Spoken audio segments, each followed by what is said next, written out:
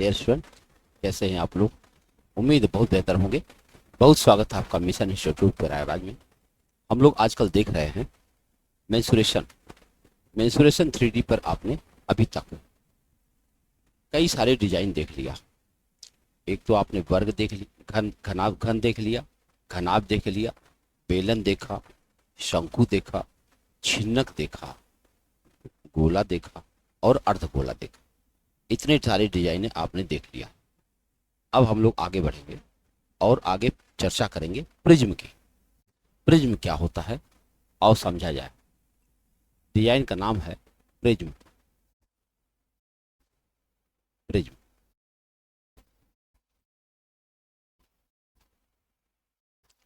Prism को आप कैसे डिफाइन कर सकते हैं कि दो तरफ त्रिभुज है और तीन तरफ आयत। कुल 5 सरफेस पाए जाते हैं। वैसे मैं आपको एक डिजाइन सोचने का तरीका बताऊं। अगर जमीन पर वर्ग बनाया जाए स्क्वायर, उस पर दीवारें खड़ी करके छत लगा दिया जाए, घन बन जाएगा। अगर दीवार पर आयत बनाया जाए और उस पर दीवारें खड़ी करके छत लगाया जाए, घनाभ बन जाएगा। अगर दीवार पर अगर जमीन पर सर्किल बनाया जाए और उसके किनारे दीवारें खड़ी की जाए और फिर छत लगा दिया जाए, बेलन बन जाएगा। तो ऐसे ही अगर जमीन पर त्रिभुज बनाया जाए और दीवारें खड़ी कर दी जाए, छत लगाई जाए, तो प्रिज्म बन जाएगा। बहुत बड़े गजब की बात है। यानी एक त्रिभुज ऊपर होगा और एक त्रिभुज नीचे होगा और बस 3 दीवारें आपके बन के तैयार हो जाएंगी। ये है प्रिज्म। महसूस करें, आपने अगर हाई स्कूल इंटर में देखा होगा विज्ञान विषय में, तो आपको मिला भी होगा कि प्रिज्म ऐसी डिजाइन होती है कि जो 3 तरफ से आयताकार होती है और 2 तरफ से त्रिभुजाकार होती है। जब कभी लाइट स्पेक्ट्रम को, विजुअल लाइट के कलर्स को देखना होता है, तब हम लोग प्रिज्म का इस्तेमाल करते हैं फिजिक्स में। तो उसमें आपको पिविग्योर दिखाई पड़ता है। ये वही प्रिज्म है। तो प्रिज्म में खासियत क्या होती है कि 3 तरफ इसके आयत है और 2 तरफ त्रिभुज है। त्रिभुज कैसा है? जैसा त्रिभुज ये है ठीक वैसा ही त्रिभुज ये है। यानी त्रिभुज दोनों एक जैसे, एग्जैक्टली सेम। आयत अलग अलग हो सकते हैं, क्योंकि अगर त्रिभुज की भुजाएं अलग अलग हुई तो आयत भी अलग अलग बन जाएंगे, है ना। लेकिन अब अगर ये समबाहु त्रिभुज हुआ मान लो, तो उधर का भी समबाहु त्रिभुज होगा और तीनों आयत भी समान क्षेत्रफल के हो जाएंगे। ठीक है। तो हम यहाँ पर फार्मूला बनाने का प्रयास करेंगे। पहले फार्मूला बनेगा टोटल सरफेस एरिया का और आयतन का। टोटल सरफेस एरिया बनाएंगे यानी संपूर्ण पृष्ठ क्षेत्रफल। अगर हम संपूर्ण पृष्ठ क्षेत्रफल की बात करेंगे, यहां लिखेंगे 2 गुणा त्रिभुज का क्षेत्रफल। त्रिभुज का क्षेत्रफल। अब 2 गुणा त्रिभुज क्षेत्रफल का मतलब ये हुआ कि जितना बड़ा त्रिभुज इधर का होगा उतना ही बड़ा त्रिभुज उधर का होगा, और प्लस तीनों आयतों का क्षेत्रफल। तीनों आयतों का क्षेत्रफल। अब ये मैंने ऐसा क्यों लिखा है अभी मैं देखूंगा आगे चलकर जब सवाल बनेगा। तो हम त्रिभुज को अपने हिसाब से समकोण त्रिभुज ले सकते हैं, समबाहु त्रिभुज ले सकते हैं, समद्विबाहु त्रिभुज ले सकते हैं अपने इच्छा के अनुसार। तो जैसा भी सवाल में दिया होगा, तो इसलिए त्रिभुज का ये एकदम रॉ मटेरियल है। ये 2 गुणा त्रिभुज के क्षेत्रफल और इधर तीनों आयतों का क्षेत्रफल अगर कर देंगे तो टोटल सरफेस एरिया आ जाएगा। और जब आयतन की बात आए, आयतन में करना पड़ेगा त्रिभुज का क्षेत्रफल, त्रिभुज का क्षेत्रफल गुणा ऊंचाई। क्या करेंगे? त्रिभुज का क्षेत्रफल गुणा ऊंचाई। बस area of the base into height किया जाता है और वही हम लोग कर देंगे। प्रिज्म डिजाइन में अगर केवल यह 2 बातें आपको समझ में आ गई हैं तो आपका सवाल एकदम क्लियर है। हम लोग इसको उदाहरण से देखेंगे। उदाहरण से इसको चेक किया जाएगा क्या ये सवाल कैसा है। आओ देखा जाए। एक उदाहरण लेते हैं। एक प्रिज्म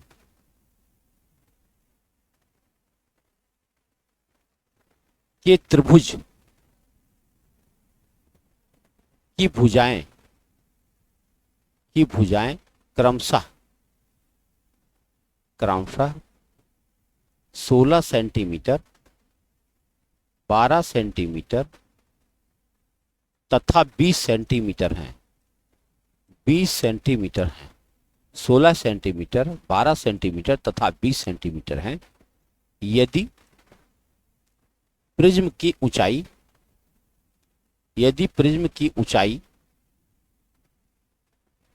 25 सेंटीमीटर है तो सब कुछ ज्ञात करें। सब कुछ का मतलब हुआ इसका टोटल सरफेस एरिया भी बता दें। अब आओ समझा जाए। हमने जो त्रिभुज की भुजाएं लिया है वो लिया है समकोण त्रिभुज। देख लो ध्यान से, ये 16 होगा, ये 12 होगा और ये 20 होगा। अगर आप पाइथागोरस थ्योरम लगाएं तो आपको साफ साफ नजर आएगा कि समकोण त्रिभुज। तो आपने फार्मूले में क्या देखा, 2 गुणा त्रिभुज क्षेत्रफल प्लस तीनों आयतों का क्षेत्रफल। अब तीनों आयत का क्षेत्रफल कैसे हुआ, जरा देखो। इस पर भी एक आयत बन रहा होगा, इस आधार पर भी एक आयत बन रहा होगा, इस आधार पर भी एक आयत बन रहा होगा, इस आधार पर भी एक आयत बन रहा होगा। हमने उसका एक सरफेस दिया, क्रॉस सेक्शन। अपने प्रिज्म का मैंने एक क्रॉस सेक्शन बनाया है। अब आप ऐसे महसूस करो, इस पर एक दीवार इतनी बड़ी खड़ी की जाए, इस पर एक दीवार इतनी बड़ी खड़ी की जाए और इस पर एक दीवार इतनी बड़ी खड़ी की जाए और छत लगा दी जाए, तो बन जाएगा हमारा प्रिज्म। तो हम क्या करेंगे, पहले टोटल सरफेस एरिया निकालेंगे। संपूर्ण पृष्ठ क्षेत्रफल, देखो संपूर्ण पृष्ठ क्षेत्रफल निकालेंगे तो उसमें फॉर्मूला है 2 गुणा त्रिभुज का क्षेत्रफल। त्रिभुज कितना है, 1/2 गुणा आधार गुणा ऊंचाई, त्रिभुज क्षेत्रफल मिल जाएगा।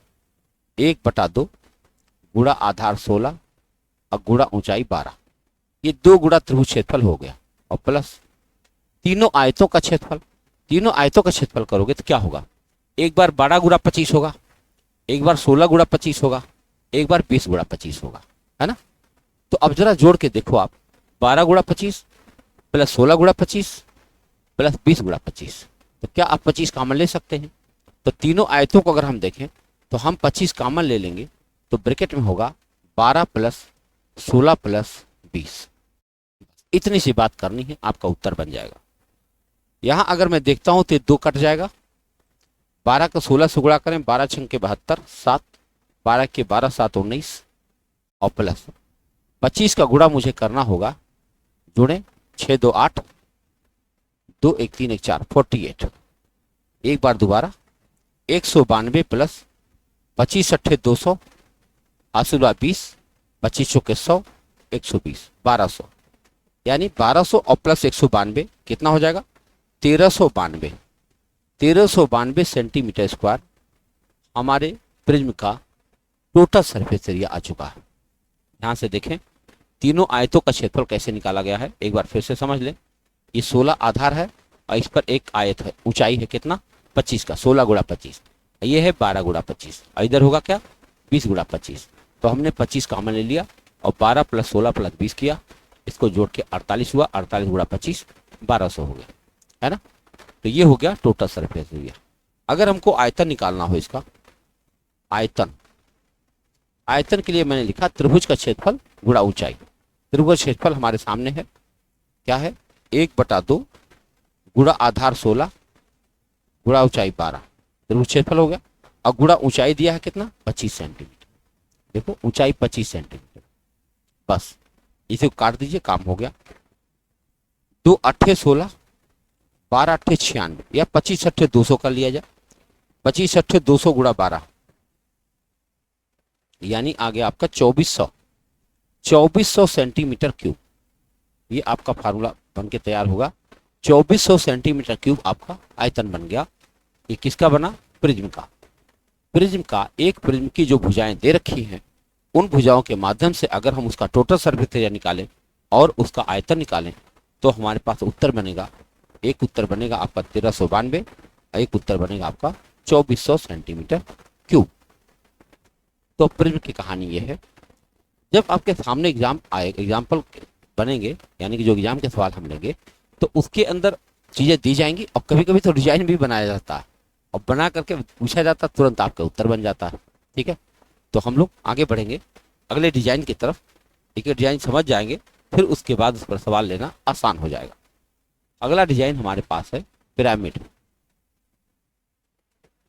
पिरामिड का डिजाइन है हमारे पास।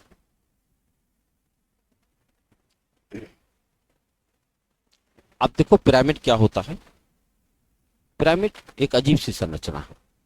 उसका आधार वर्गाकार ज्यादातर होता है, बाकी पंचभुज हो सकता है, षटभुज भी हो सकता है, जितनी सारी डिजाइन हो सकती सब हो सकता है आधार। और उसके बाद उनकी जो उतनी दीवारें होती, जितनी भुजाएं जमीन पर होंगी उतनी ही त्रिभुजाकार दीवारें होती। मैं एक डिजाइन बना के दिखाता हूं आपको। जैसे मान लो एक वर्ग बना दिया हमने, और यहां पर एक सेंटर लेता हूं, यहां सबको मिला देता हूं।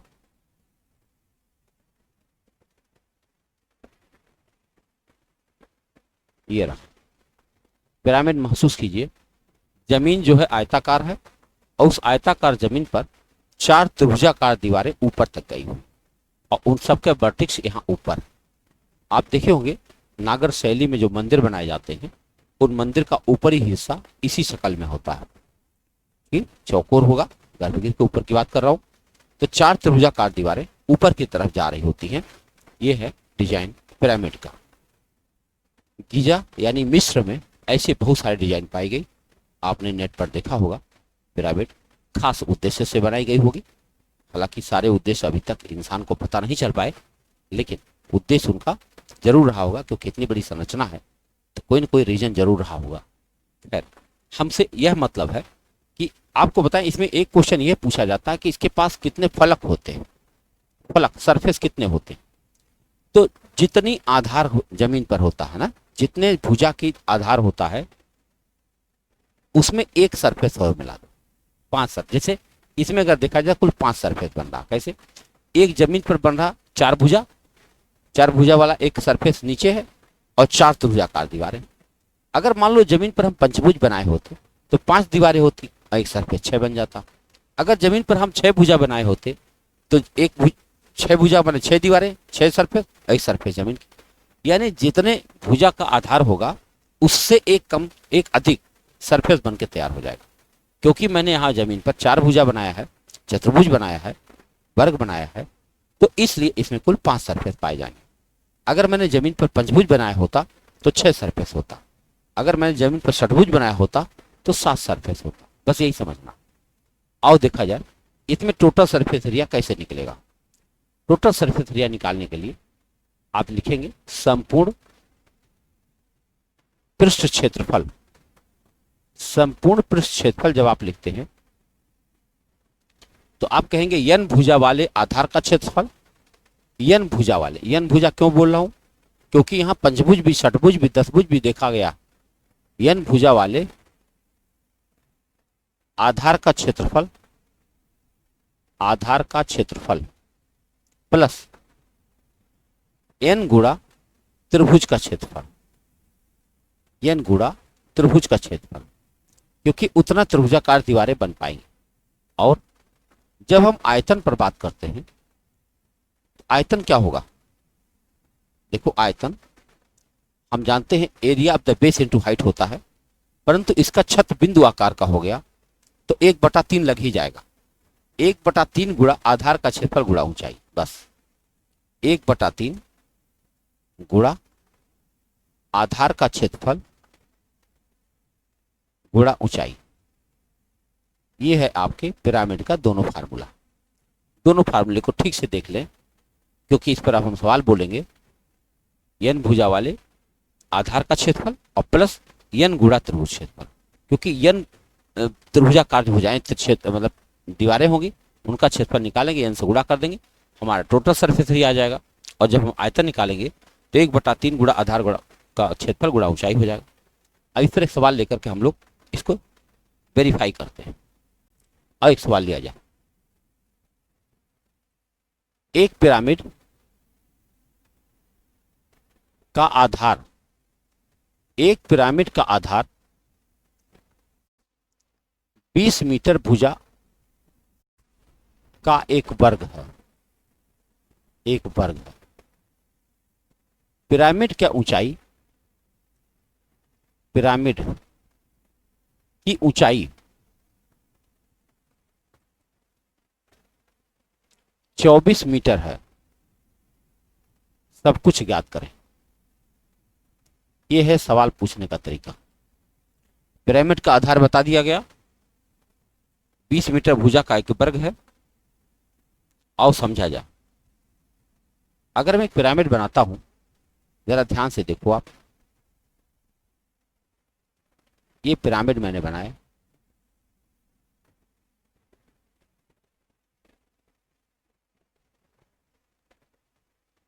ये पिरामिड बना दिया। अब पिरामिड बनके तैयार हुआ। इन्होंने कहा कि 20 मीटर भुजा का वर्ग है।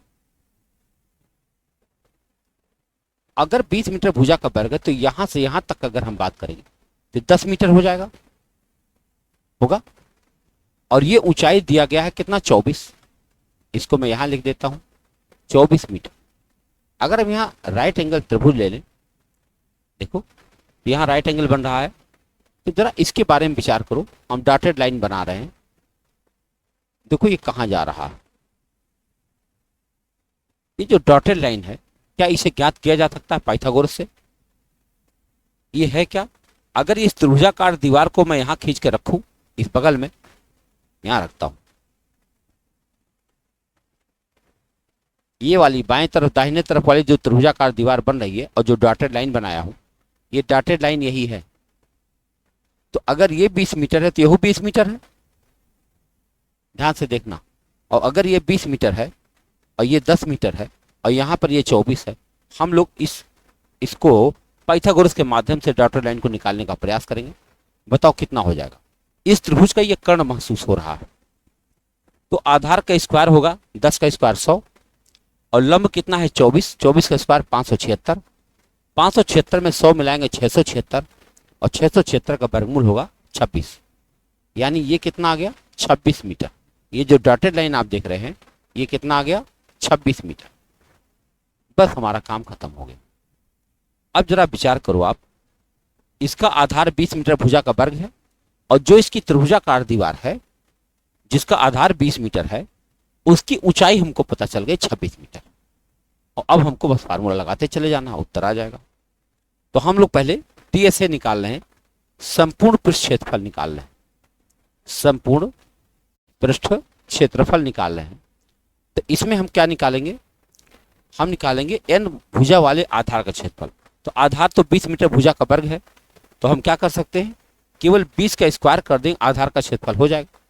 और प्लस n गुणा, n माने 4, चूंकि 4 भुजा है, n गुणा त्रिभुज का क्षेत्रफल। देखो त्रिभुज, ये वाला त्रिभुज का क्षेत्रफल लगा दो। इस त्रिभुज क्षेत्रफल होगा 1/2 गुणा आधार 20 गुणा ऊंचाई 26। अगर मैंने यह किया तो ये हमारे टोटल सरफेस एरिया बन के तैयार हो जाएगा। आओ सॉल्व करते हैं।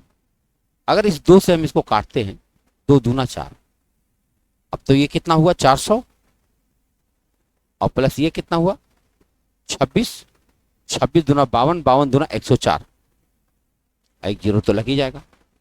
1040 में 400 जो मिला दो तो 1440 हो जाएगा।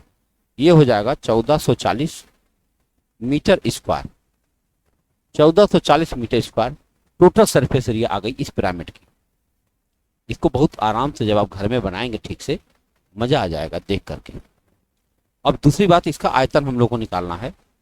आयतन जब हम निकालेंगे तो हमने देखा उसके आयतन के लिए फार्मूला 1/3 गुणा आधार क्षेत्रफल गुणा ऊंचाई। आओ देखें, 1/3 गुणा आधार क्षेत्रफल कितना हुआ 400, और गुणा ऊंचाई कितना हम लोगों ने देखे 24। ये 26 नहीं, ध्यान रखना, ये तो त्रिभुज की ऊंचाई है। ये जो बीचों बीच की ऊंचाई मानी जाएगी, इसे 24 की माना गया है। ये 24 ऊंचाई है। बस अब इसे काट दीजिए, इस 3 से ये 24 कट के 8 बार में 8 चौके 3200, आपका उत्तर हो जाएगा 3200 मीटर क्यूब। इस पिरामिड का आयतन बन जाएगा। बहुत गजब का सवाल है, हालांकि बहुत ज्यादा नहीं पूछा जाता, परंतु अगर आपको याद है तो आप तमाम अपने समकक्षों से ऊपर हैं निश्चित रूप से। एक डिजाइन बस और बची है। इतना दिनों में आपने ढेर सारे डिजाइन देखा, केवल एक डिजाइन क्या नाम चतुष्फलक देखना है बचा हुआ। वह भी देख लेंगे, और तब हम लोग की ये सीरीज खत्म होगी और हम लेंगे इसके ऊपर प्रैक्टिस सेट। अगला डिजाइन हमारे पास आ रही है चतुष्फलक। चतुष्फलक टेट्राहेड्रन कहा जाता है। टेट्राहेड्रन,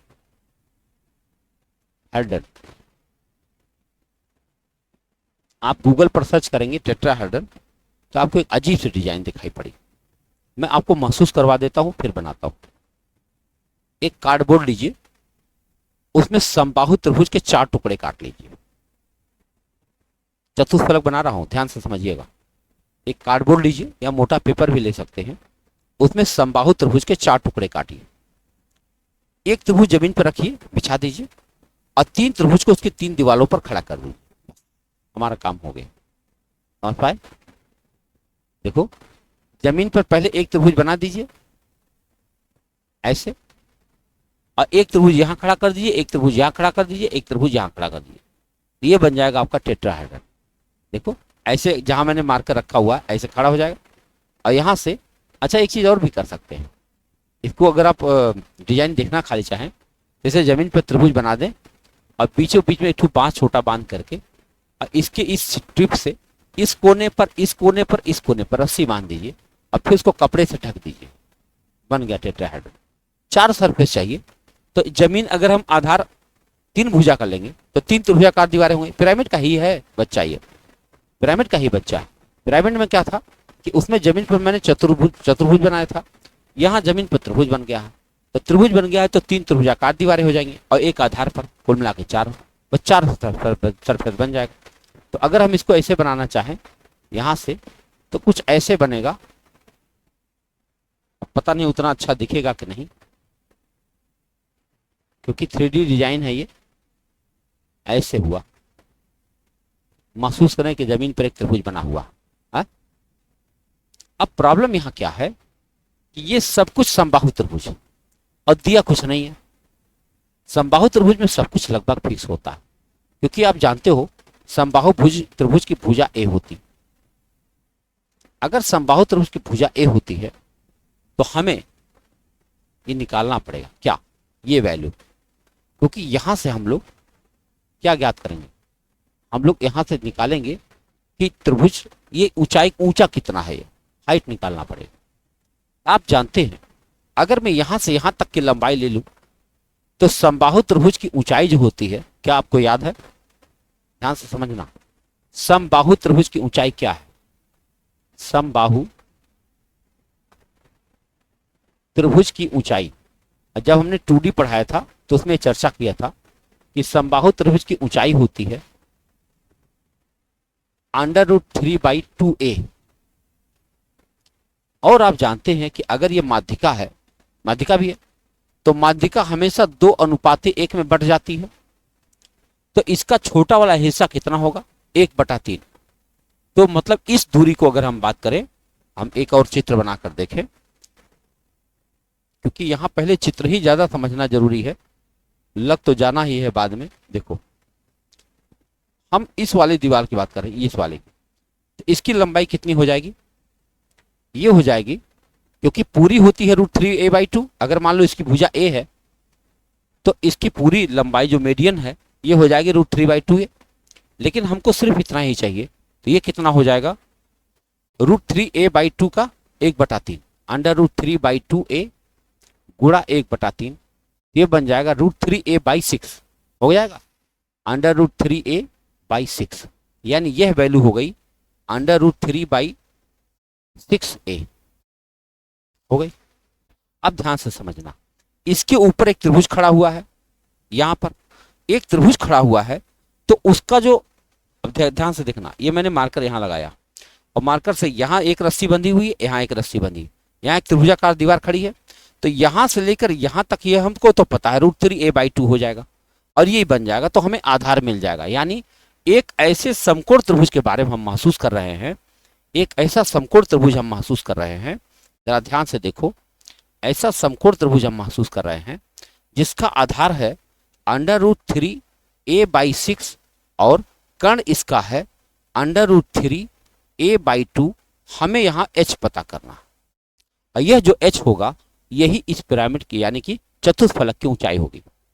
ध्यान से समझना। तो हमें आधार मिल गया है इसका, ये देखो आधार मिल गया, और इसके ऊपर जो त्रिभुजाकार दीवार है उसका मीडियन है हमको पता ही √3a/2। अब हम h लगाएंगे पाइथागोरस। आओ पाइथागोरस के माध्यम से हम यह पता कर ले जाएंगे। इतना दूर अब हम हटा देते हैं, अब हमें इसकी आवश्यकता नहीं। तो हम लोग h² की वैल्यू निकालते हैं। देखो h² की वैल्यू हो जाएगी √3a/2 का होल स्क्वायर माइनस √3a/6 का होल स्क्वायर हो जाएगा। यहीं से अभी हमें उसकी ऊंचाई मिल जाएगी। तो चलो ऊंचाई निकालते हैं। इसको जब हम खोलेंगे तो बनेगा ये 3a² / 4 माइनस 3a² / 36 बन जाएगा। अब इसको अगर हम घटाते हैं तो देखो 36 तो हमारा एलसीएम हुआ, 4 9 36 9 3 27a² और माइनस 3a², यानी ये बन जाएगा 24a² / 36, 24a² / 36। और 24 और 36 को हम 12 से काट सकते हैं, 12 दूनी 24 12 3 36, यानी ये हो जाएगा 2a² / 3। ये है क्या, ये h² की वैल्यू है, ध्यान रखिएगा। तो h की वैल्यू फिर क्या हो जाएगी, h की वैल्यू हो जाएगी √2a/3 √3 √2a/√3। ये बन जाएगी समचतुष्फलक की ऊंचाई। अब भैया जी ऊंचाई हमको जब मिल गई है, अब हमारा सारा काम हो जाएगा। आओ सवाल शुरू करते हैं। सबसे पहले हमें करना क्या होगा, संपूर्ण पृष्ठ क्षेत्रफल बताना होगा, टोटल सरफेस एरिया। तो अगर हम संपूर्ण पृष्ठ क्षेत्रफल निकालना चाहेंगे तो संपूर्ण पृष्ठ क्षेत्रफल होगा हमारा चारों त्रिभुजों का क्षेत्रफल। बस एक त्रिभुज क्षेत्रफल आपको पता ही है √3/4a² होता है, ये होता है √3/4a² और गुणा हमें 4 कर देना है बस। क्यों, 4 समबाहु त्रिभुज हैं बस इसलिए। तो 4 4 कट जाएगा, हमारा उत्तर हो जाएगा √3a²। बताओ टोटल सरफेस एरिया ऑफ चतुष्फलक है टेट्राहेड्रन, चतुष्फलक के चारों सरफेस का जो क्षेत्रफल होगा वो कितना होगा, √3a²। बस अब हमें इसका आयतन देखना होगा। आयतन देखने का फार्मूला क्या होगा, आओ देखते हैं। आयतन पर जब हम बात करते हैं तो क्योंकि इसका छत बिंदु आकार का है, 1/3 तो लगना ही लगना है, तो ये होगा 1/3 गुणा आधार का क्षेत्रफल, आधार क्षेत्रफल होता है √3/4a² और गुणा ऊंचाई, ऊंचाई आपके सामने है क्या है, √2a/√3। इसी को काट दीजिए, आपका उत्तर बन जाएगा। कुछ काटते चले, अगर हमने यह √3 और यह √3 काट दिया तो ऊपर क्या बचेगा, ऊपर बचेगा √2a³ √2a³ और नीचे क्या बनेगा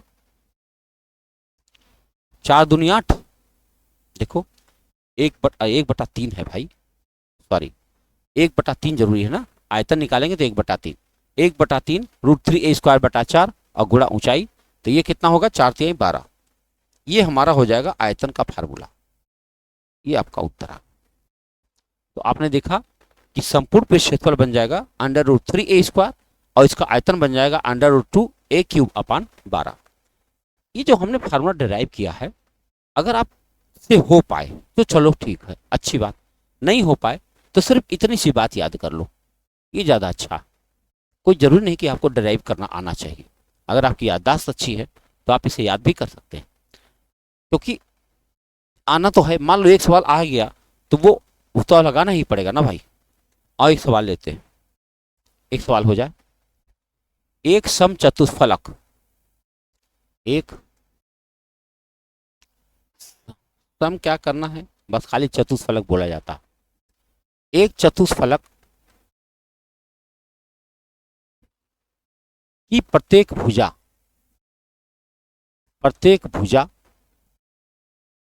12 मीटर है, सब कुछ बताइए भाई। 12 मीटर क्या है, जो समबाहु त्रिभुज है उसी की भुजा बात कर रहा। तो हम क्या बताएंगे सब कुछ में, हम बताएंगे कि सबसे पहले इसका टोटल सरफेस एरिया क्या है, हम निकालेंगे संपूर्ण पृष्ठ क्षेत्रफल। जब संपूर्ण पृष्ठ क्षेत्रफल देखेंगे तो हमारे पास एक ही फार्मूला है, √3a²। बताओ, √3 इंटू a² जब हम करेंगे तो ये हो जाएगा 12² अर्थात 144 √3 मीटर स्क्वायर हमारा हो जाएगा आयतन, क्षेत्रफल हो जाएगा। टोटल सरफेस एरिया हमारे पास आ चुका है। अब अगर इसका हमें आयतन देखना हो, आयतन, तो आयतन का फार्मूला अभी अभी हम लोगों ने याद किया है, √2a³ / 12। ये है फार्मूला। √2 इंटू a³ यानी 12 का क्यूब और बटा 12। अब जरा ध्यान से देखो आप, 12 का क्यूब माने 12 गुणा 12 गुणा 12, उसमें से एक 12 तो कट ही जाएगा, तो 2 बार 12 बचेगा, तो 12 बढ़े में 144 हो जाएगा। ये उत्तर हो जाएगा 144। गजब, 144 √2 मीटर क्यूब। बहुत विशेष डिजाइन और बहुत विशेष सवाल। ध्यान से देखिए, अगर एक सम चतुष्फलक ऐसा है, चतुष्फलक की फीलिंग समझ के चलिएगा, ये समबाहु त्रिभुज है और इसके ऊपर एक त्रिभुजाकार दीवार खड़ी की गई, इस पर एक त्रिभुजाकार दीवार, इस पर एक त्रिभुजाकार दीवार, और इसको यहाँ पे सब जगह फेविक्विक लगा के चिपका दीजिए। अब जो डिजाइन आपके सामने है उसी का नाम है चतुष्फलक। तो अब आप देख सकते हैं कि हम लोगों ने क्या क्या पढ़ डाला। एक बार देखिए कि अगर आप 3D पढ़ते हैं तो 3D के अंदर क्या क्या पढ़ा जाता है और हमने पढ़ लिया है, और उस पर हम लोग सवाल करने वाले हैं। सबसे पहले हमने पढ़ा घन, फिर हमने पढ़ा घनाभ, फिर हमने पढ़ा बेलन, फिर हमने पढ़ा शंकु, फिर पढ़ा छिन्नक, फिर पढ़ा गोला, फिर पढ़े अर्धगोला, फिर पढ़े प्रिज्म, फिर पढ़े पिरामिड, और फिर पढ़े चतुष्फलक। आप जरा याद करें, अगर आप एक विद्यार्थी हैं तो अगर किसी इंसान को 3D डिजाइन पर इतने सारे फार्मूलों पर उसकी पकड़ बन जाए और क्या बचेगा मेरे भाई। एक भी सवाल, चाहे किसी भी एग्जाम की बात कर रहा हूं, भारत के अंदर आयोजित होने वाली किसी भी परीक्षा की बात कर रहा हूं, अगर किसी विद्यार्थी का इतने डिजाइन पर पकड़ बन जाए उसके बाद बचेगा ही क्या, सब हो जाएगा। तो हमने बेसिक बातें कर लिया है, अब हम लाएंगे सवाल और शुरू करेंगे एक तरफ से सब कुछ। धैर्य बनाए रखें और थोड़ा दोस्तों में शेयर करें, सब्सक्राइब करें और थोड़ा परिवार बड़ा करें।